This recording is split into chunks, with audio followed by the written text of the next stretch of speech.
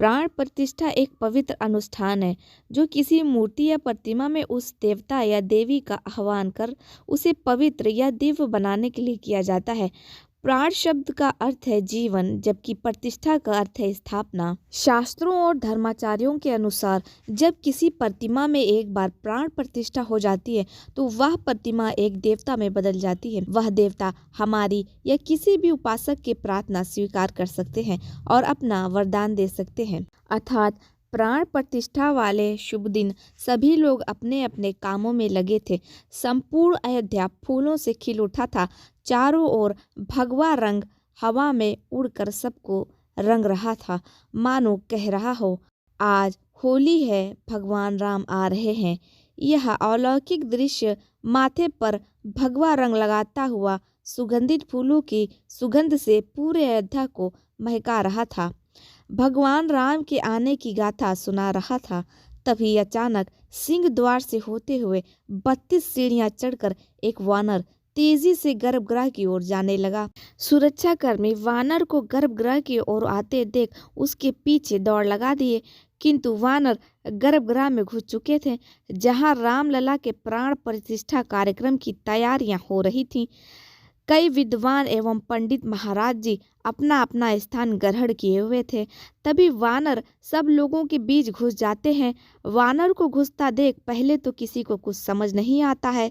सभी लोग सोच में पड़ जाते हैं, आखिर रामलला की प्राण प्रतिष्ठा आरंभ होने से पूर्व ही यह वानर गर्भगृह में क्या कर रहा है।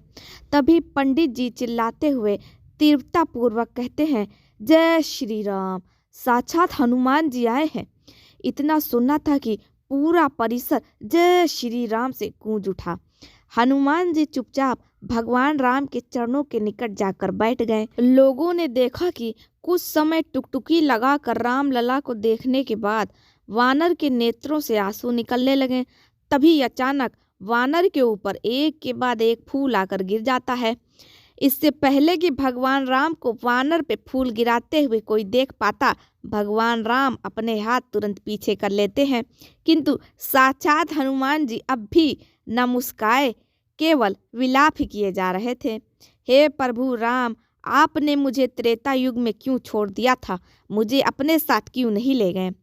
अघोर कलयुग में अकेला छोड़कर चले गए थे। भगवान राम ने जब अपने भक्त को विलापते हुए देखा तो उनका हृदय व्याकुल हो उठा। उन्होंने कहा, हे पवन पुत्र हनुमान, जब जानकी सांसारिक परीक्षा देते तो कभी अग्नि परीक्षा देते थक गई, तब वह धरती में समा गई। भला मैं इस धरती पर कैसे निर्वाह करता जब वह धरती में समा गई। मैंने एकांत में सोचना प्रारंभ किया। सबसे पहले मैंने लक्ष्मण को अयोध्या से नगर निकाला दे दिया। उसके उपरांत मैं भरत शत्रुघ्न के साथ सरयू नदी में जल समाधि ले ली। हे पावन पुत्र हनुमान, तुम में वो सामर्थ्य है, इस कलयुग में मानव की रक्षा कर सकते हो। यह धरती पर कोई भी संकट आने से पूर्व बलवान गुणवान हनुमान से उसे युद्ध करना होगा। अगर वह विजय हुआ तभी वह धरती लोक के मनुष्यों तक पहुंच सकता है। अर्थात जब शक्तिशाली विशाल दुराचारी रावण ढेर हो गया एवं स्वर्ण से बनी लंका कोयले का स्वरूप धारण कर पावन पुत्र हनुमान की वीर गाथा गाने लगी। हे हनुमान, मेरे जाने के उपरांत इस धरती के मनुष्यों की रक्षा कौन करता? इस घोर कलयुग में मेरे भक्तों पर कोई कष्ट न आ जाए, इसलिए त्रेता युग में छोड़कर चल दिए थे। वानर भगवान राम के चरणों में बैठे वार्तालाप कर रहे थे, किंतु गर्भगृह में उपस्थित बड़े बड़े विद्वान पंडित जी अपने ध्यान और सिद्ध मंत्रों की शक्ति से जान लिए थे कि भगवान राम और उनके परम भक्त हनुमान आपस में वार्तालाप कर रहे हैं। शुभ संजोग से बनता है ऐसा मुहूर्त। भगवान राम ने हनुमान जी को अमृत का वरदान दिया था, इसलिए वह कलयुग के अंत तक रहेंगे। जब पाप अपने अंधकार पूरे धरती पर पसार चुका होगा, तब भगवान राम कालकी का अवतार लेकर आएंगे और हनुमान जी के साथ मिलकर पापियों का विनाश करेंगे, सर्वनाश करेंगे। अर्थात वानर स्वरूप धारण किए साक्षात हनुमान जी भगवान राम के आश्वासन देने के बाद वहाँ रखा प्रसाद का लड्डू खाने लगते हैं और जब तक रामलला की प्राण प्रतिष्ठा संपूर्ण नहीं हो जाती भगवान राम के चरणों के निकट बैठे ही रहते हैं।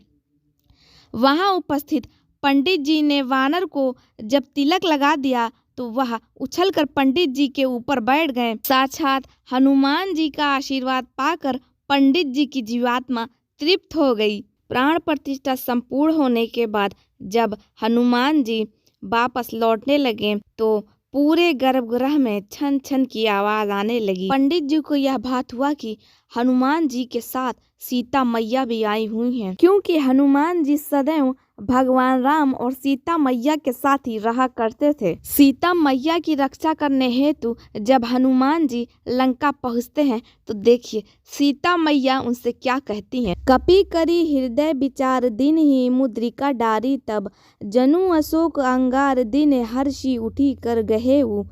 तब हनुमान जी ने हृदय में विचार कर सीता जी के सामने अंगूठी डाल दी, मानो अशोक ने अंगारा दे दिया। यह समझकर सीता जी ने हर्षित होकर उठकर उसे हाथ में ले लिया। तब उन्होंने राम नाम से अंकित अत्यंत सुंदर एवं मनोहर अंगूठी देखी। अंगूठी को पहचान कर सीता जी आश्चर्यचकित होकर उसे देखने लगी और हर्ष तथा विषाद से हृदय में अकुला उठी।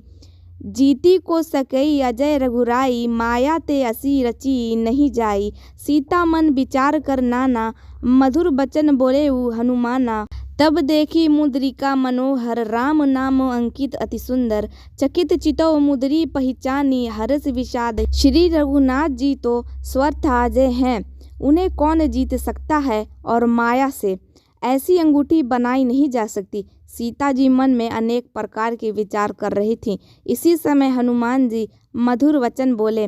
रामचंद्र गुर बरने लागा सुनत ही सीता कर दुख भागा। लागी सुने श्रवण मन लाई आदि हुते सब कथा सुनाई। वे श्री रामचंद्र जी के गुणों का वर्णन करने लगे। सुनते ही सीता जी का दुख भाग गया। वे कान और मन लगाकर उन्हें सुनने लगी। हनुमान जी ने आदि से लेकर अब तक की सारी कथा कह सुनाई। शो नामृत जेहि कथा सुहाई कही सो प्रगट होती किन भाई। तब हनुमंत निकट चली गए फिर बैठी मन विस्मय भयऊ। सीता जी बोली, जिसने कानों के लिए अमृत रूप यह सुंदर कथा कही वह हे भाई प्रकट क्यों नहीं होता। तब हनुमान जी पास चले गए। उन्हें देखकर सीता जी फिर कर बैठ गईं। उनके मन में आश्चर्य हुआ। श्रद्धालुओं को राम भक्तों को अवगत करा दूं कि मेरे चैनल पर श्रद्धा भगवान के चमत्कारों से परिपूर्ण वीडियोज आता रहता है, तो चैनल को सब्सक्राइब लाइक शेयर अवश्य कीजिए। शुभ रात्रि। और आप हमें एक प्यारा सा कमेंट भी कर सकते हैं, किंतु लगता है हमारा कोई शुभ चिंतक नहीं है इसीलिए कमेंट नहीं आता है। श्रीमान कमेंट अवश्य कीजिए।